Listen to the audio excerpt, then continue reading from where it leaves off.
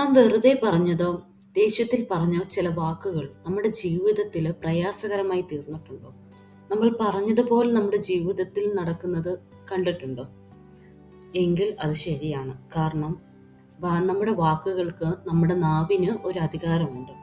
സദൃശവാക്യങ്ങൾ 18 വായിക്കാൻ കഴിയും. 18:21 മരണവും ജീവനും നാവിന്റെ അധികാരത്തിലിരിക്കുന്നു. അതിൽ ഇഷ്ടപ്പെടുന്നവർ അതിന്റെ ഫലം അനുഭവിക്കും. അപ്പോൾ നമ്മളുടെ നാവിൽ നിന്ന് എന്താണ് നമ്മൾ പറയുന്നത്, ആ നാവുകൾക്ക്, നമ്മുടെ വാക്കുകൾക്ക് ഒരു ശക്തിയുണ്ട്. അത് നമ്മുടെ ജീവിതത്തിൽ പ്രതിഫലിക്കുവാൻ ഇടയായിത്തീരും. നമ്മുടെ വാക്കുകളെ കുറിച്ച് വീണ്ടും നമ്മൾ ചിന്തിക്കുക.